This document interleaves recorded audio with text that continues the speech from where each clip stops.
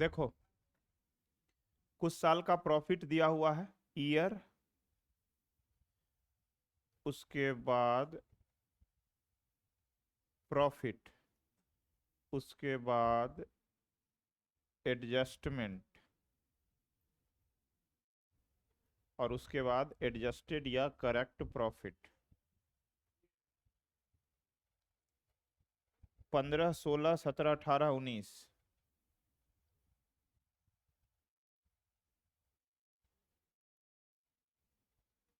कितना कितना है? 80,000, 1,20,000,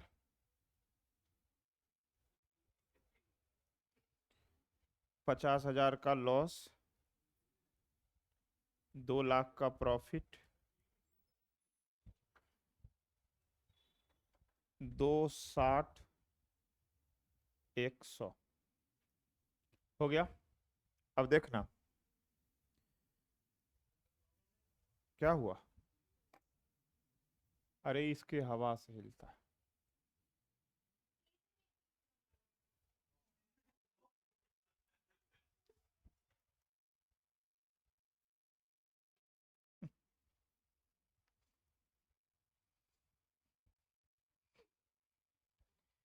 कह रहा है ए लॉस ऑफ ₹25,000,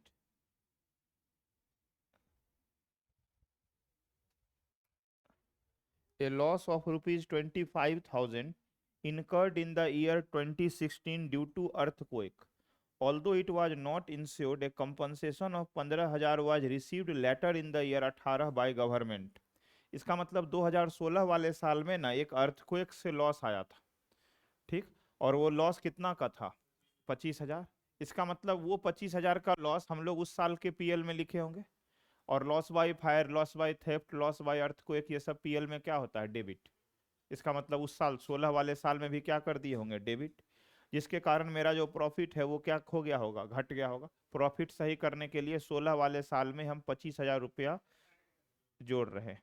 क्यों जोड़ रहे हैं, समझ में आया? आगे, पर इस ये जो है ना, इस लॉस के बदले गवर्नमेंट कंपनसेशन दिया, कितना का? 15,000 का। पर वो कंपनसेशन मिला कब? 18 में। इसका मतलब जब कंपनसेशन मिला होगा तो पी&एल अकाउंट के क्रेडिट में लिखाया होगा। कंपनसेशन बताओ क्या बार बार मिलने वाला एक्टिविटी है? नहीं, ये गेन की तरह जाएगा। इसलिए 2018 वाले साल में हम लोग 15,000 रुपया का प्रॉफिट घटा रहे हैं। क्यों घटा रहे हैं, समझ में आ रहा? क्योंकि उस टाइम बढ़ाया होगा, अभी घटा रहे हैं। उस टाइम लॉस पीएल के प्रॉफिट को घटाया होगा, तभी सही करने के लिए बढ़ा रहे हैं। आगे, comprehensive extension to plant and machinery worth 2 lakh were done in the middle of the year 17 but were wrongly considered as normal repairs. अच्छा, 2017 वाले साल में, मिड ऑफ द 2017 में 2 लाख रुपया का प्लांट एंड मशीनरी में एक्सटेंशन करवाया गया था, पर गलती से उसको क्या मान लिया गया था? नॉर्मल ये रिपेयर। अब नॉर्मल रिपेयर अगर हम माने होंगे तो 2017 वाले साल में पी&एल अकाउंट में क्या कर दिए होंगे? डेबिट। जबकि वो खर्चा था किस चीज का? प्लांट एंड मशीनरी का, ठीक। तो प्लांट एंड मशीनरी का जो खर्चा था, तो उस हिसाब से बताओ रिपेयर होना।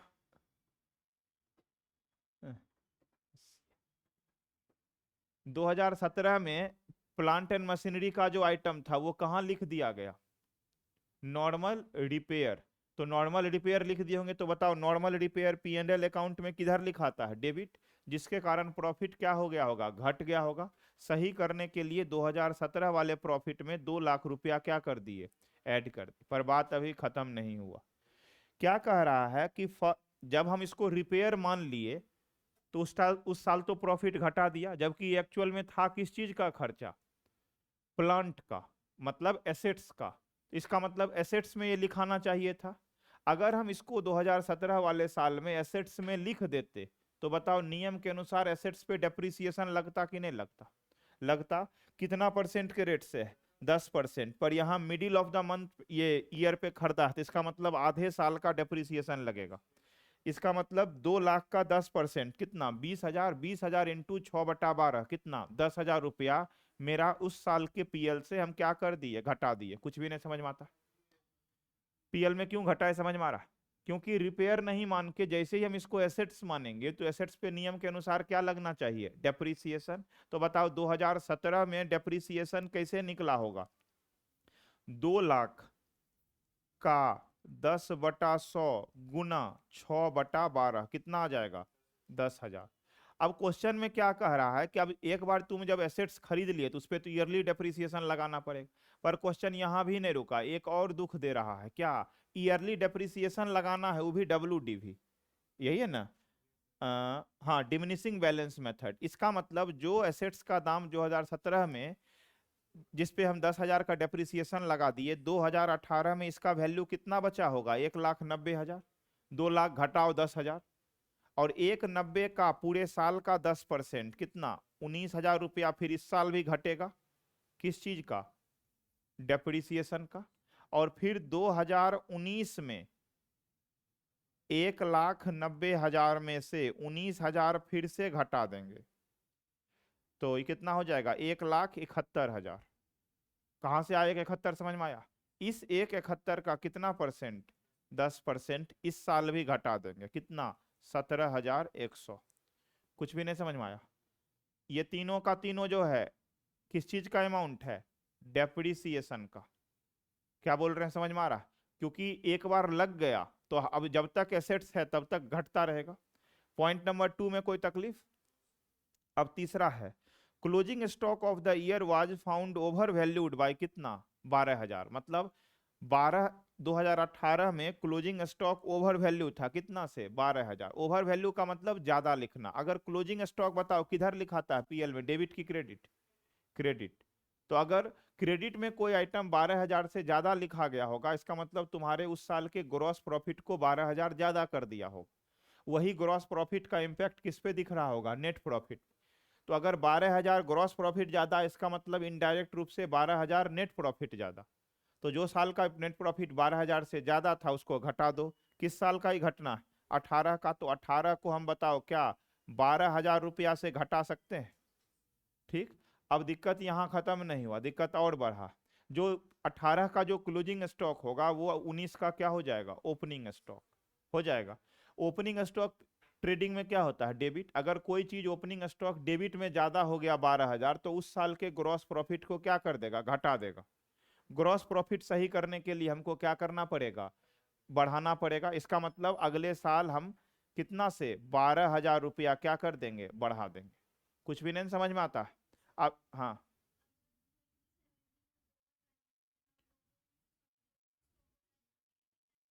18-19 में, केवल 18 में होता। क्लोजिंग स्टॉक ओपनिंग स्टॉक वाला जो क्वेश्चन है, बस एक और अगला साल, यही दोनों साल असर करेगा। अगर 16 में रहता तो 16 17, 17 में रहता 17 18, 19 में रहता 19 20। वो आगे मशीन डेप्रिसिएशन के तरह आगे हर साल में इफेक्ट नहीं डालता। समझ में आया। इस साल का क्लोजिंग स्टॉक अगले साल दम तोड़ देगा, या इस साल का ओपनिंग स्टॉक अगले साल दम तोड़ देगा। समझ में आ रहा, बस ये नहीं समझ में आया। अब आगे बन जाएगा, आगे सही हो जाएगा। चलो, कौन अगला साल, इस साल का जो दोस्त क्लोजिंग स्टॉक है वो तो अगले साल ओपनिंग में बनेगा। और ओपनिंग स्टॉक ट्रेडिंग के डेबिट में लिखते हो।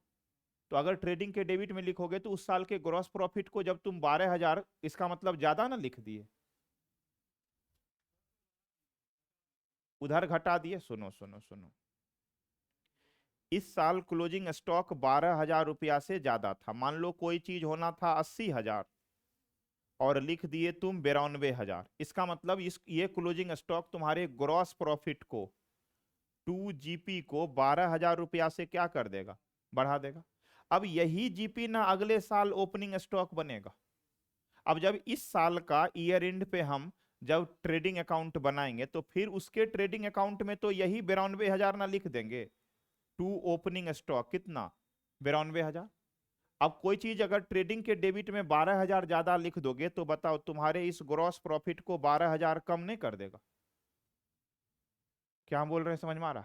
क्योंकि पिछले साल का क्लोजिंग ही अगले साल का क्या बनता है, ओपनिंग। तो जैसे क्लोजिंग बढ़ा दिया प्रॉफिट, ओपनिंग घटा दिया प्रॉफिट। कुछ भी नहीं समझता।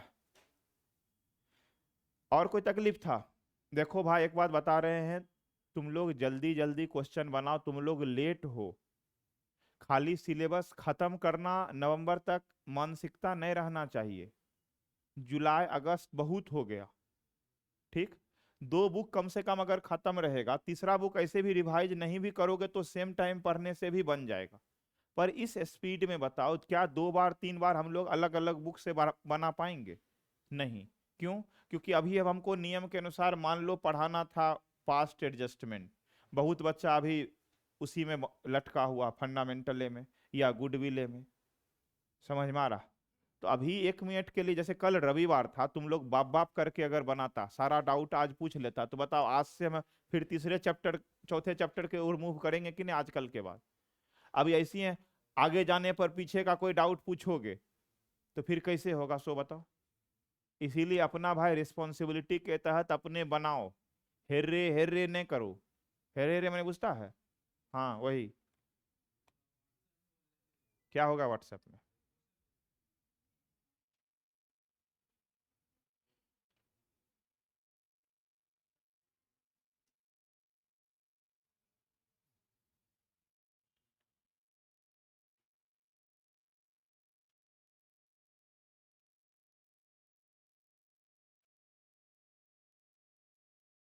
अरे यार, ये फास्ट एडजस्टमेंट का क्वेश्चन है।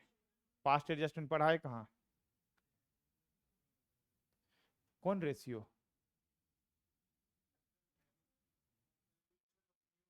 अरे वो तीसरा चैप्टर है। एडमिशन से मजा आएगा, मैथ का जबरदस्त यूज है। काहे नहीं लिखा हुआ? इंडेक्स था, इंडेक्स प्रिंटे नहीं किया भाई। अच्छा, हम एक दिन ना इंडेक्स दे भेज देंगे, उसमें लिख लेना लेफ्ट हैंड साइड। समझ में आ रहा? हाँ, अब बैठ के अभी हम इंडेक्स लिखवाएं, यही दिन का टन काम करें। हाँ हाँ ठीक है। नालायक आदमी। तो अभी कैपिटलाइजेशन ऑफ सुपर एक क्वेश्चन दे, बनाओगे गारंटी का? गारंटी का? अरे यार तुम लोग तो ऐसे। क्या? पहले चैप्टर में गारंटी है, दूसरा में कब है गारंटी?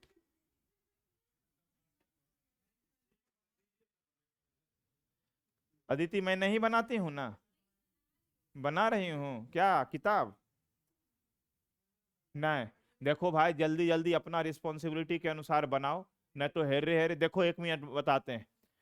ये अभी जो बुक है तुम लोग के पास, वो लेवल 1 बुक है। फंडामेंटल का भी लेवल 1 लेवल 2 अभी तुम लोग को बना लेना चाहिए था, जो प्रिंट करके देंगे। समझ में आया? वो सब सीबीएसई पास्ट ईयर क्वेश्चन है। नहीं फ्री में देंगे। फ्री में लेना होगा अपना ले लेना, फोटोकॉपी करा लेना। हाँ, उस लेवल तक सही है, लेवल 2 ही बना लोगे ना। 90 नंबर 100 में कोई नहीं काटेगा। क्या? तुम जितना लेवल तक जा सकते हो। और आप बाइल आदमी, लेवल 1 में पूरा अकाउंट का क्वेश्चन है, लेकिन लोअर लेवल क्वेश्चन है। समझ में आ रहा? उस नए, अरे उस मेन है कि उस वो बुक है कॉन्सेप्ट बिल्डिंग के लिए। समझ में आया? अब वो जो लेवल, उसमें उतना क्वेश्चन नहीं है। पूरा पूरा पार्टनरशिप मिला के होगा 30-35 क्वेश्चन। नहीं, तुमसे पूछे थे, तुम कुछ बताया, वो कुछ बताया, वही हम लिख दिए। होशियार। कहाँ था बुक? पूरा उसमें कंपनी भी है। अरे यार तुम चुप रहो भाई। तो 700 और 300 में अंतर तो रहता है ना? आ? हर्ष, कहाँ? क्या कम है?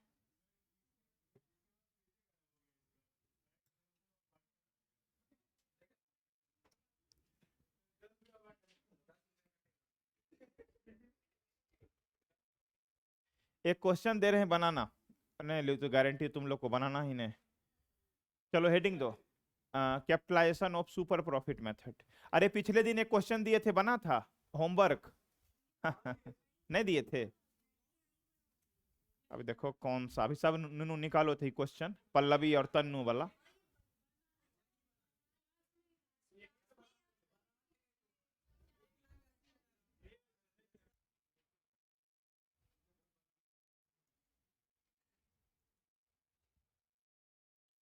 Son of super.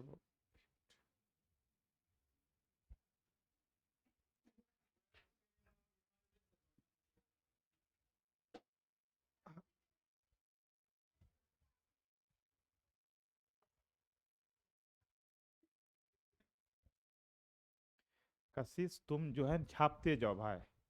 ए लड़की क्या, ये हाथ ऐसे ऐसे करके खिस्सा बतिया रही हो? होशियार। बैठ गई है फिर दोनों आज Godha.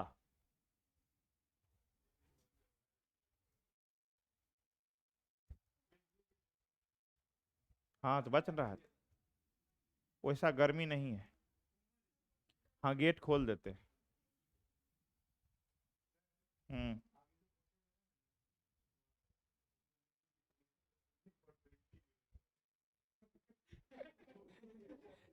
In case of emergency ऐसे लिखी।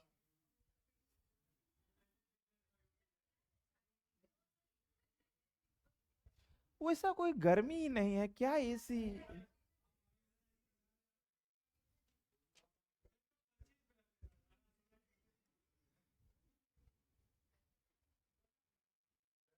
हाँ।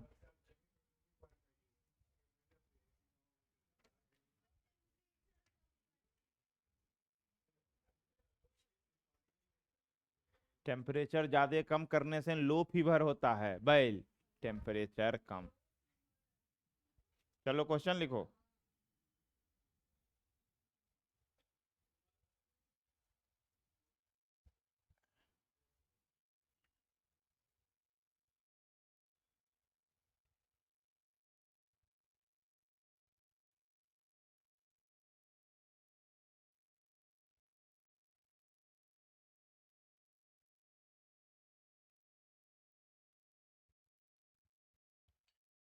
25 तक जो डाउट पाउट है पूछ के खत्म करेगा, उस दिन अगर नहीं परफॉर्मेंस हुआ। ठीक है। हम चाहते हैं शुभ घड़ी आए। डाउट पूछ परेशान। हाँ तो। हाँ परसों उसका 25। परसों 24 तारीख। डे वही डे है बुध। जिस व्यक्ति को नहीं मिल रहा है गर्व से कहेगा वो बैल है।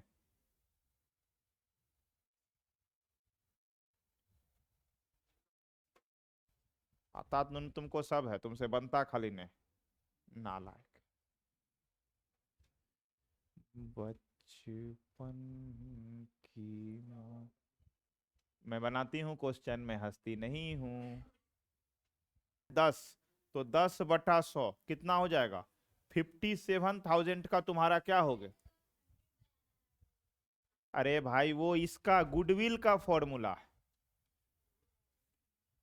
नॉर्मल प्रॉफिट निकल गया। फिर तीसरा में हम लोग क्या निकालेंगे? Super profit.